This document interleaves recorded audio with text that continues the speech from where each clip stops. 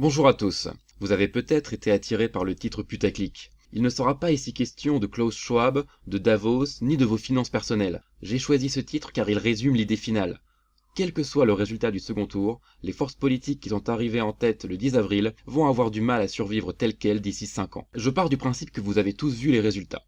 Mais faisons d'abord un petit point sur les sondages. Vous savez que j'aime vous parler des sondages, et je sais que vous adorez tous que j'en parle comme en témoignent les commentaires des précédentes chroniques. Vous entendez sans doute beaucoup de choses dans diverses vidéos où des commentateurs plus ou moins connus disent à la va-vite que les sondages se sont trompés. Voyons cela rapidement. D'abord, les résultats du premier tour ne peuvent être comparés qu'avec les sondages des 2 dernières semaines, voire de la dernière semaine. Or, vous entendrez parfois des gens comparer le score de Valérie Pécresse avec les intentions de vote qui lui étaient prêtées en décembre dernier, ce qui n'a aucun sens. Ensuite, en 2017, les sondages se sont trompés de 2 points maximum, l'un des plus gros écarts étant sur Benoît Hamon, qui fit 6,3% au lieu des 7 ou 8% annoncés dans les sondages dans les derniers jours avant le premier tour. Ce 10 avril 2022, à part pour Mélenchon et Pécresse, les sondeurs se sont peu trompés. Avec 27,4 et 23,2, Macron et Le Pen sont tout à fait dans les estimations. Avec 22%, Mélenchon est environ 4 points au-dessus de ces derniers sondages. Il y a donc eu une forte mobilisation à gauche, mais uniquement au profit de Mélenchon. Une mobilisation dont les sondeurs n'ont pas capté la dimension exponentielle sur les derniers jours avant le scrutin. En sens inverse, les sondeurs sont restés trop prudents pour mesurer correctement la chute de Valérie Pécresse. La candidate de LR était à 8 ou 9% dans les sondages, tombant parfois en dessous de 8. Elle a donc été surestimée de 4 points, soit l'inverse de Mélenchon. Quant à Zemmour, dont je reparlerai un peu plus loin, il a fait, un peu comme Pécresse, une Hamon. Autrement dit, il s'est fait essorer par le vote utile au profit de Marine Le Pen. Et il a terminé 1,5 point ou 2 points sous les sondages des derniers jours, qui le donnaient un peu au-dessus de Pécresse. Pour les 7 autres candidats, les sondages ne se sont pas trompés de plus d'un point.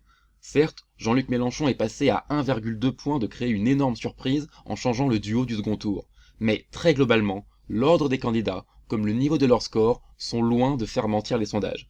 Je ne m'en réjouis pas plus que la plupart d'entre vous.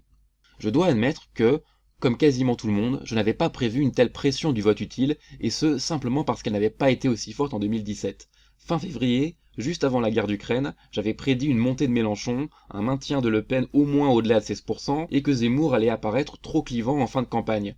Mais je ne pensais pas que Mélenchon et Le Pen seraient si hauts, et Zemmour et Pécresse si bas. Mais il y a une chose qui est restée vraie depuis ma première chronique. Le duel entre Pécresse et Zemmour a été déterminant. En se neutralisant mutuellement, les deux candidats qui pouvaient concourir pour l'électorat de droite conservatrice ont pavé la route au vote utile, au profit de Le Pen pour les Zemmouriens et de Macron pour les LR. Si l'un de ces deux candidats ne s'était pas effondré, Le Pen, ou peut-être même Macron, aurait pu être éliminé du second tour. Après le 24 février, on a cru voir un effet Ukraine sur les sondages, avec une hausse de Macron et une baisse de Zemmour. Mais après le premier tour, cet effet peut apparaître en partie comme un mythe. De ce soi-disant effet Ukraine, ni Le Pen ni Mélenchon n'ont vraiment souffert, alors qu'ils sont pourtant réputés être poutinistes, tandis que Valérie Pécresse chutait. Tout au plus, la guerre d'Ukraine a-t-elle procuré à Macron une impulsion qui l'a momentanément fait monter au-delà des 30%, dont il est finalement assez vite redescendu. Et peut-être la guerre explique-t-elle une baisse brutale de Zemmour de 15 à 13% dans les sondages début mars, mais ensuite il a régressé au même rythme que Pécresse, ni plus ni moins. Ce que l'on a cru être un effet Ukraine était probablement juste la mécanique du vote utile qui se mettait en place au mois de mars. Passons maintenant aux constats globaux. Dans mes précédentes chroniques, j'avais réparti les candidats entre 3 camps. La gauche, réunissant 6 candidats de Artaud à Jadot ou Hidalgo, avec bien sûr Mélenchon en tête, le centre avec Macron et Pécresse, et enfin le camp nationaliste avec Le Pen, Zemmour et Dupont-Aignan. Jean Lassalle est un candidat assez inclassable, relativement souverainiste, mais sans position connue sur l'immigration. Ce découpage en 3 camps s'est révélé globalement pertinent, car ce sont bien entre les candidats du même camp, comme l'ont révélé les sondages post-électoraux, que les votants ont hésité. La surprise est que la mobilisation en faveur de Mélenchon a porté la gauche au-delà des 30%, chiffre que la somme des candidats de gauche n'atteignait jamais dans les sondages. On en arrive même à la situation un peu cocasse, où les 3 camps sont quasiment à égalité. La gauche totalise un peu moins de 32% des suffrages exprimés, le centre 32,6% et les nationalistes 32,3%. Les 3 points restants sont ceux de Jean Lassalle, dont le discours comme les thématiques ont pu attirer des sympathisants de chacun des 3 blocs. On est vraiment dans une division en 3 tiers qui risque peu d'être durable. Un point fondamental pour comprendre la dynamique des dernières semaines, voire des dernières journées, est que dans chaque camp, le candidat arrivé en seconde ou troisième position a souffert du vote utile. À gauche, ce fut Jadot qui était arrivé jusqu'à 7 ou 8% dans les sondages au cours de l'hiver et qui finit à 4,6%. Au centre, c'est Pécresse, sans doute la plus durement siphonnée en voix de tous les candidats. À droite, c'est bien évidemment Zemmour qui fait pire que le pire de ces sondages. Une fois l'évidence de la puissance du vote utile démontrée, on doit en tenir compte avant d'émettre le moindre jugement sur la qualité des campagnes des uns et des autres. Je ne suis pas convaincu que Jadot et Roussel auraient pu faire de meilleures campagnes, et je serai tout aussi réservé sur les campagnes de Pécresse et de Zemmour, que l'on accablera de tous les défauts, sans voir qu'elles pouvaient difficilement éviter la loi d'airain du vote utile. J'avais évoqué dans une précédente chronique l'expression d'Alaminck, le camp de la raison. Ce camp est censé réunir ceux qui adhèrent à l'Union européenne, avec plus ou moins de changements marginaux par rapport à ce qu'est l'UE actuellement, et ceux qui sont favorables à l'économie de marché régulée mais ouverte au libre-échange international, et enfin ceux qui acceptent un niveau d'immigration relativement élevé sans être pour autant favorables à l'abolition des frontières. En bref, ce camp de la raison, c'est un centre au sens large. En 2017, les trois candidats de ce camp, Hamon, Macron et Fillon, totalisaient un peu plus de 50% des voix. En 2022, Jadot, Hidalgo, Macron et Pécresse n'en réunissent plus que 39%, soit un recul de 11 points qui s'est produit entièrement chez les Républicains. Sur les 20 points de Fillon au premier tour de 2017, on peut supposer qu'un petit quart a voté Pécresse, une part s'est tournée vers Macron et le reste vers les nationalistes, en priorité vers Zemmour en cours de campagne, puis enfin peut-être vers Le Pen au nom du vote utile. Il est cependant difficile de dire combien de fillonistes sont allés chez Macron et combien sont allés sur leur droite, car si le score de Macron a progressé par rapport à 2017, le président sortant n'en a pas moins perdu une partie de son électorat de centre-gauche, comme la remontée de la gauche semble en témoigner. On va maintenant procéder à une analyse par bloc. Commençons par notre leader suprême, arrivé en tête. J'ai vu et lu des gens se demander comment tant de gens peuvent encore voter Macron, ou même voter Macron en plus de 2017. Je pourrais répondre qu'il est le candidat du bloc bourgeois, des citadins diplômés et aisés, et d'une partie des retraités. Géographiquement, en plus des grandes villes, Macron est le candidat du nord-ouest de la France, c'est-à-dire des dernières régions culturellement catholiques, à faible immigration et qui ont vu le moins de désindustrialisation au cours des dernières décennies. Mais l'aisance sociale n'est pas le seul ressort du vote Macron. Si vous avez vu le micro-trottoir de Vincent Lapierre, qui a été réalisé à La Défense lors du rassemblement macroniste du 2 avril, vous avez souvent entendu les interroger dire qu'ils choisissaient Macron parce que les autres étaient nuls. Et, il faut le savoir, ils le pensent vraiment.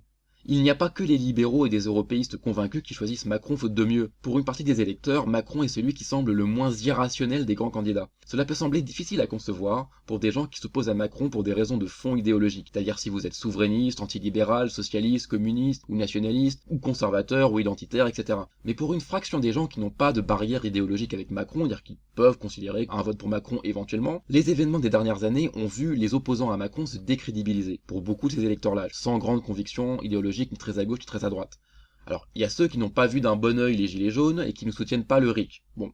En 2020 et 2021 surtout, beaucoup de ces électeurs ont vu une large part de l'opposition reprendre les affirmations des défenseurs de Didier Raoult, des opposants à tout confinement et au port du masque, voire même les contempteurs des vaccins anti-Covid, quand c'était pas les anti-vax purs et simples. Il y a beaucoup de débats possibles sur l'action de Macron, Castex et Véran pendant ces 2 années, mais aucun grand chef de l'opposition, ni Le Pen, ni Mélenchon ou même Zemmour en 2021, ne s'est illustré par des critiques et des propositions alternatives crédibles et bien informées. Il y a donc une partie de l'électorat, éduqué mais ni très à gauche ni très à droite, qui s'est mise à penser que Macron, malgré de vraies erreurs et imperfections, était le moins incompétent des principaux chefs politiques. Cet électorat n'agit pas par réflexe de classe, ou du moins pas que par réflexe de classe, et il aurait pu être convaincu par une opposition sérieuse.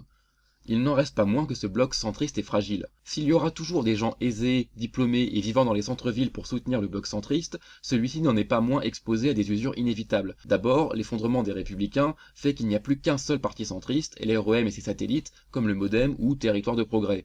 Et les équipes partisanes s'usent. Plus le temps avancera, plus le pouvoir LREM perdra le peu de crédibilité qui lui reste après le premier quinquennat Macron, où les affaires se sont succédées, McKinsey n'étant que la dernière en date. Sans autre parti globalement centriste pour prendre le relais, comme au temps du bipartisme PS-UMP, en 2012 par exemple, les électeurs risquent d'aller voir ailleurs.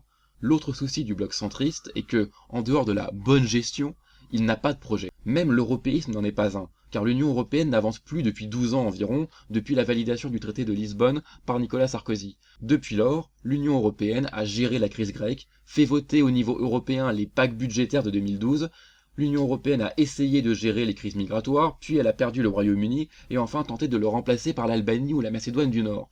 Ah oui, l'Union européenne a aussi intégré la Croatie en 2013, mais vous ne l'aviez sans doute pas remarqué.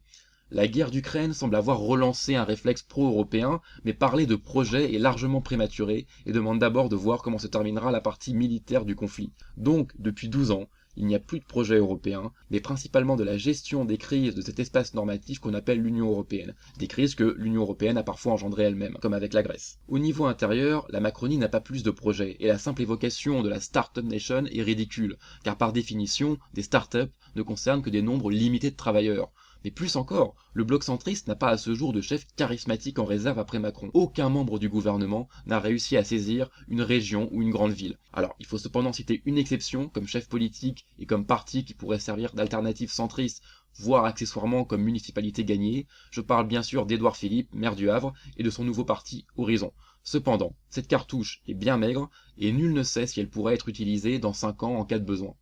Je vais maintenant aborder le sujet le plus attendu par ceux qui auront retenu ma précédente chronique. Parlons du camp national. J'avais intitulé ma précédente chronique « Zemmour a-t-il échoué ?» Je pose maintenant cette question, Zemmour est-il mort au combat? Avant de juger, parlons du score du Z.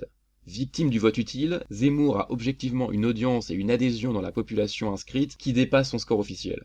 Le simple fait que ces sondages d'il y a 2 mois lui donnaient 2 fois son score final l'indique. Mais les sondages post-électoraux le confirment. Un tiers des votes pour Le Pen sont du vote utile, et 26% des électeurs de Le Pen ont hésité avec Zemmour, selon un sondage récent. Le polémiste a en réalité probablement convaincu au moins 13% des électeurs, dont la moitié environ lui ont fait défaut au jour du vote par contrainte utilitariste. On pourrait certes dire la même chose pour d'autres candidats victimes du vote utile comme Roussel et Jadot. À différents moments de la campagne, ces 2 candidats eurent des intentions de vote 2 fois supérieures à leurs résultats du 10 avril. Pour Valérie Pécresse, on peut même parler d'un rapport de 4-1 entre ses plus hauts sondages et la réalité. Les Républicains ont toujours un électorat potentiel bien plus élevé que le score de Pécresse. Mais idéologiquement, le zemmourisme existe bel et bien, alors que nul ne se risquerait à parler du pécressisme. Alors que Zemmour incarne bel et bien une ligne politique, puisque, partant de rien en termes de parti, contrairement à Pécresse, Jadot et Roussel, c'est sur une ligne politique que Zemmour a construit toute sa campagne. Et cette ligne a été, et elle va être, très largement critiquée. Beaucoup, en particulier au sein du camp souverainiste, lui reprocheront d'avoir misé sur l'identitarisme libéral-conservateur, et d'avoir cru en l'existence d'une bourgeoisie patriote. Bien sûr, ces critiques oublient que le score du Z est en moitié masqué par le vote utile, et donc qu'à l'inverse, la ligne concurrente, choisie par Marine Le Pen, plus étatiste, plus compassionnelle et moins passionnément identitaire, a eu un résultat gonflé par le même vote utile. Zemmour et Le Pen ayant cumulé 30% des suffrages, il n'est pas improbable qu'une petite moitié de ce chiffre soit en fait plus attirée par la ligne Zemmour que par la ligne dite social-patriote de Le Pen. Je ne manquerai pas de jeter une petite pierre dans le jardin de ceux qui, surtout parmi les souverainistes, ont reproché à Zemmour la ligne qu'il a suivie, en sachant que certains de ses critiques sont plus proches de l'alliance formée par Nicolas Dupont-Aignan et Florian Philippot. Des commentateurs ont répété que Zemmour ne faisait que parler des Arabes, révélant qu'il n'écoutait pas vraiment ses discours. Mais ces mêmes commentateurs avaient en tête d'autres obsessions que celle de l'immigration maghrébine, des obsessions qu'ils reprochent aux Z de ne pas avoir faites siennes. Ces commentateurs auraient préféré une campagne où, au lieu de parler d'immigration, de sécurité et d'assimilation, on aurait parlé de la dictature sanitaire, ou de l'apartheid vaccinal, des thérapies géniques expérimentales, de Big Pharma, des conflits d'intérêts, de Bill Gates, et bien entendu, du grand Didier Raoult. Il se trouve que quelqu'un a fait cette campagne dite anti-covidiste. Il s'agit de Nicolas Dupont-Aignan. Il a obtenu 2,07% des suffrages exprimés, soit 900 000 voix de moins que son score de 2017. Et ce alors que Jean Lassalle, pas plus médiatisé que Nicolas Dupont-Aignan, et sans doute pas très clair non plus, eh bien Jean Lassalle a engrangé plus de 3% des voix, plus du double de son score d'il y a 5 ans. Donnons enfin une réponse à la chronique précédente qui parlait d'un éventuel échec de l'aventure zemmourienne. Je ne pense pas que Zemmour ait vraiment cru, ou du moins qu'il l'ait cru longtemps, qu'il pouvait gagner ou même être au second tour. Certains propos d'avant le premier tour où il parlait de députation laissent suggérer que contrairement à ce que disaient ses partisans, il ne pensait pas que les sondages se trompaient dans les grandes largeurs. Les objectifs réalistes que je prêtais au Z étaient au nombre de 3. D'abord étendre le score du camp nationaliste dans son ensemble, puis miner voire détruire les Républicains. Et enfin miner le RN et obliger sa candidate à une retraite anticipée, ce qui aurait permis une recomposition du camp nationaliste sous forme d'une union des droites. Le bilan est simple à tirer. Zemmour a rempli 2 de ces 3 objectifs supposés. Le camp nationaliste est passé de 26% au premier tour de 2017, donc Le Pen plus Dupont-Aignan, à 32% en 2022. Et cette progression est totalement comprise dans le score de Zemmour, vu que la somme des voix de Le Pen et de Dupont-Aignan est en recul par rapport à 2017. La progression de Le Pen d'environ 500 000 voix étant plus que compensée par l'effondrement de Dupont-Aignan qui, je le redis, a perdu 900 000 voix. Zemmour, lui, en a fait 2,5 millions. Zemmour est donc largement responsable de cette progression. Et il est aussi largement responsable de la faillite des Républicains, puisque c'est avant tout de son fait que Pécresse a été limitée à un score inférieur à 15%, puis inférieur à 10%. Ce qui a incité ses potentiels électeurs de centre-droit, ceux qui n'avaient pas rejoint le candidat de Reconquête, à choisir Emmanuel Macron. Le troisième objectif potentiel pour Zemmour, cet objectif qui n'a pas été atteint, aurait été de faire chuter Le Pen. Paradoxalement, comme je l'avais dit dans la précédente chronique, si Le Pen, bien que devançant nettement Zemmour, avait été éliminé par Mélenchon à cause de quelques points ou dixièmes de points que le Z aurait pris à la candidate du RN, alors le troisième objectif aurait été rempli. Humiliée, même à plus de 20% des suffrages, Marine Le Pen aurait probablement été poussée vers la sortie et le RN contraint à une grande remise en cause. Ironiquement, ce scénario ne s'est pas réalisé, car beaucoup d'électeurs zémouriens, par dévouement à la cause anti-immigrationniste, se sont résignés au vote utile, pour s'assurer qu'une candidate nationaliste soit présente au second tour. C'est d'autant plus ironique que les sondages montrent que la préoccupation sur l'immigration a un peu perdu en importance parmi les marinistes en général, et sans doute plus encore parmi ceux qui n'ont jamais été intéressés par la ligne identitaire de Zemmour. Donc, à ceux qui disent que la ligne identitaire ne marche pas, on peut faire remarquer que c'est probablement en réalité cette ligne qui, presque malgré Le Pen elle-même, lui a permis d'être au second tour grâce au soutien des Zemmouriens. Donc des gens qui ont été convaincus par le discours de Zemmour et qui, en voyant Mélenchon monter et se rapprocher de Le Pen, se sont forcés à voter Le Pen. S'ils n'avaient pas été motivés sur la question de l'immigration par Zemmour, Le Pen se serait retrouvé coiffé au poteau par Mélenchon parce que son électorat, qui n'aurait pas été absolument identitaire, n'aurait pas été suffisant pour pouvoir devancer le leader de la France Insoumise. Concernant Marine Le Pen, alors, je ne vais pas m'étendre très longuement. J'avais déjà parlé de cette candidate dans la chronique précédente, même si je n'avais pas pu prédire son score. Surtout, tout ce qui pourrait être dit sur Marine Le Pen et son parti aujourd'hui risque de vieillir très vite d'ici au 24 avril. Nous connaissons déjà Macron et LREM depuis 5 ans, alors que le camp mariniste va très vite montrer s'ils ont réellement appris quelque chose du malheureux second tour de 2017. Vu qu'elle est la principale inconnue du second tour cette année, peut-être la fille de Jean-Marie sera-t-elle au centre de ma prochaine chronique, ou d'une prochaine. Finissons le tour des blocs avec le bloc qui a fait la plus grande surprise, à savoir la gauche. La polémique qui anime la gauche depuis dimanche dernier a pris la forme d'un procès, celui adressé au Parti communiste français, donc le PCF, et à Europe Écologie Les Verts, donc EELV, pour avoir maintenu leur candidat et ne pas avoir voté pour Jean-Luc Mélenchon. Il y a plusieurs remarques à faire. D'abord, Fabien Roussel et Yannick Jadot ne pouvaient pas annuler leur candidature après la publication de la liste officielle des candidats le 4 mars. Et au 4 mars, les sondages mettaient Mélenchon encore loin du second tour, à 12% seulement des intentions de vote. Certes, on pouvait se demander si les sondages ne se trompaient pas, mais en 2017 comme en 2012, Mélenchon n'avait pas été sous-estimé par les sondages, comme ça allait être le cas en avril 2022. Il fut même assez nettement surestimé en 2012.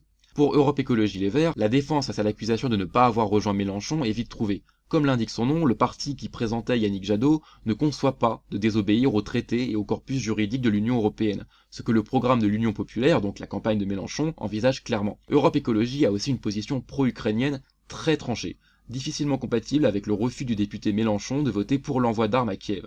Enfin, la division entre la France Insoumise et le PCF n'est pas un caprice du Parti communiste, et ça remonte à avant 2017. Déjà en 2016, la direction du PCF avait voté contre le soutien à la candidature Mélenchon. Mais le vote des militants, juste après, donna une courte majorité à la position inverse. Et il n'y eut donc pas de candidature PCF en 2017. En 2018, le parti changea de secrétaire général, remplaçant Pierre Laurent par Fabien Roussel. Et le choix d'une candidature indépendante fut fait en 2021. Le PCF a des intérêts fondamentalement divergents de ceux de LFI, ne serait-ce que parce que le parti de Roussel a encore des municipalités, et jusqu'à récemment il avait encore un conseil départemental, donc celui du Val-de-Marne, qui a été perdu en 2021, et tout cela nécessite une indépendance pour pouvoir nouer des alliances électorales permettant de garder ses fiefs, des alliances qu'un alignement sur les intérêts de LFI compromettrait. Il y a aussi des divergences de fond sur les questions technologiques, le nucléaire, mais aussi les biotechnologies ou encore l'usage des vaccins anti-Covid, et ce ne sont pas des détails programmatiques. Fondamentalement, ce qui a créé des divisions à gauche, c'est aussi la nature très personnalisée du pouvoir dans les entreprises politiques de Jean-Luc Mélenchon, qu'il s'agisse du parti de gauche créé en 2008, du Front de gauche de 2009 à 2016, puis de la France Insoumise ensuite. Bien qu'elle a organisé à plusieurs reprises des consultations de ses adhérents et des ateliers programmatiques, la France Insoumise est inséparable de la figure de son candidat. Et ce n'est pas la médiocre performance de la liste de Manon Aubry aux européennes de 2019 qui pourrait démentir cela. Quels que soient les torts que l'on puisse mettre sur le compte de LFI dans ses relations avec les autres mouvements et partis de gauche, ou les torts en sens inverse, il y a une vraie différence entre ce mouvement qui a une seule véritable figure, donc LFI, et les partis comme le PCF, Europe Écologie Les Verts, ou ceux qui restent du PS, qui sont avant tout des structures assez anciennes et des structures collectives, qui ont changé plusieurs fois de dirigeants et de candidats. La gauche a fondamentalement le problème inverse des partis nationalistes. Alors que le RN et Reconquête sont ou seront probablement centrés sur la figure de leur chef, du moins si Zemmour reste à la tête de Reconquête, les partis de gauche ont cherché pendant des décennies à s'affranchir des personnalités. Et ils y sont parvenus au point d'être incapables, dans certains cas, de faire émerger des dirigeants vraiment charismatiques. Alors, au PCF, Fabien Roussel relève depuis 2018 le niveau de charisme à la tête du parti, mais quand on avait Pierre Laurent comme prédécesseur, il n'y avait pas vraiment de défi. Mélenchon est une exception à gauche, mais une exception qui passe mal, étant donné que la gauche veut être le camp de l'organisation collective et non le camp du grand homme arrivant en sauveur providentiel. Les élections présidentielles imposant une personnalisation des campagnes, Mélenchon reste accepté comme un compromis efficace pour les partis à la gauche du PS et d'Europe Écologie. Mais cette situation n'a jamais été qu'un compromis. Après cette discussion sur le rapport entre Mélenchon et les partis historiques de la gauche, je vais aborder un constat qui ne porte ni sur un candidat, ni sur un ou des partis, mais sur ce qui me semble plus déterminant à l'avenir. Parlons des électeurs de Mélenchon de ce 10 avril. Alors, je ne vais pas vous redire en long et en large ce que vous pouvez voir dans les enquêtes d'Ipsos, IFOP et Leib après le scrutin.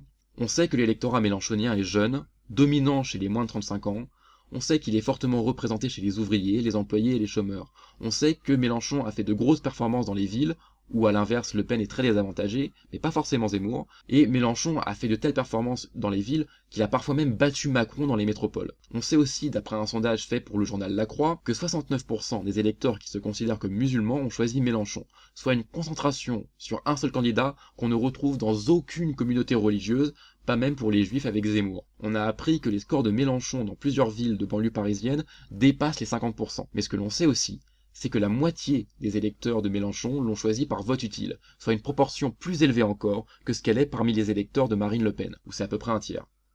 Un mois avant le scrutin, alors qu'il en était à sa 3e présidentielle, Mélenchon n'était pas une nouveauté, et il n'était une nouveauté en fait pour quasiment personne, à part peut-être pour les plus jeunes électeurs, ceux qui ne pouvaient pas encore voter en 2017. Le don de Mélenchon pour la pédagogie, le caractère touffu et étendu de sa programmatique étaient déjà connus. Or, au début du mois de mars, Mélenchon n'était qu'à 10 ou 12% dans les sondages. Son ascension finale montre qu'il y a un électorat de gauche qui n'est pas viscéralement mélenchonien, pas plus qu'il n'est attaché au PCF, à Europe Écologie ou au PS.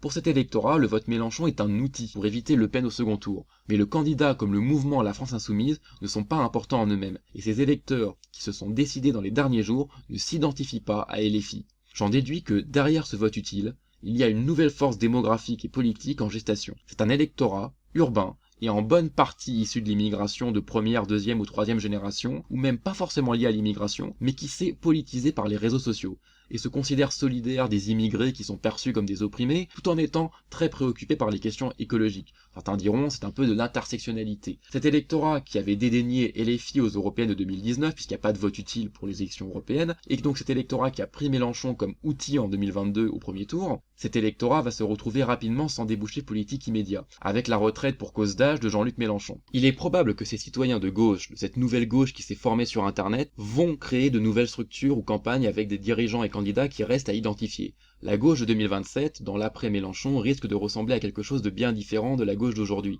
Et elle ne sera pas forcément plus écologiste, puisque les partis de gauche ont déjà des programmes très marqués par l'écologie, mais elle sera sans doute ethniquement beaucoup plus marquée par l'immigration. Voilà, je vais terminer cette chronique par une ouverture finale. Avec LREM, le RN et LFI, le peuple français a actuellement le choix entre 3 forces, qui sont aussi 3 équipes d'aventuriers qui durent en flottant sur le vote utile, sans être des partis de masse traditionnels. Que ce soit Macron ou Le Pen qui gagnent le second tour, dans 5 ans, le parti du vainqueur aura probablement été fragilisé, essoré, voire fracassé par l'exercice du pouvoir. Pour ce qui est de LREM et de Macron, afin de voir comment un petit nombre de gens ont construit l'aventure Macron en 2015 et 2017 sans vraie base militante, je vous suggère de lire Le Traître et le Néant de Gérard Davet et Fabrice Lhomme, qui est paru en 2021.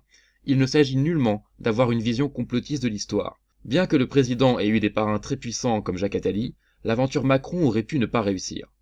Quant au RN, outre de nombreux travaux de journalistes consacrés à sa présidente, et qui sont très souvent des travaux à charge, je vous invite à suivre une variable, à savoir celle du nombre d'adhérents déclarés dans ce parti. Pour rappel, le FN comptait 83 000 adhérents en 2017, avant de tomber à 25 000 au plus 2 ou 3 ans plus tard. À moins qu'il n'y ait une explosion des adhésions, Marine Le Pen n'aura jamais eu autant de voix pour une équipe et une structure aussi réduite.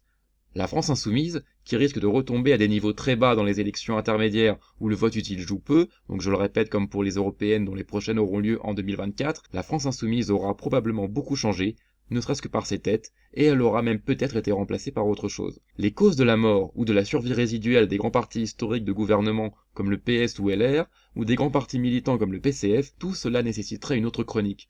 Quant aux mouvements spontanés comme les Gilets jaunes, ainsi que les manifestations du samedi contre la politique sanitaire de Macron, quoi que l'on pense de leurs discours et de leurs organisateurs, force est de constater que ces mouvements spontanés n'ont pas trouvé de débouché politique massif. Le champ politique français va certainement se réouvrir dans les années qui viennent, mais les Français risquent fort d'être à nouveau dépossédés de leur destin par d'autres aventuriers. Voilà, je vous remercie de m'avoir écouté et je vous souhaite une bonne fin de semaine et même une bonne semaine si vous m'écoutez dans la semaine du second tour. Et j'espère pour vous que ça continuera d'aller bien même après le 24 avril. Voilà, je vous remercie d'écouter le Média pour tous et je vous invite également à consulter ma propre chaîne que je mettrai en description, ainsi que les sources, notamment les sondages sur lesquels je me suis basé pour vous parler dans cette chronique. Voilà, je vous remercie et je vous dis à bientôt.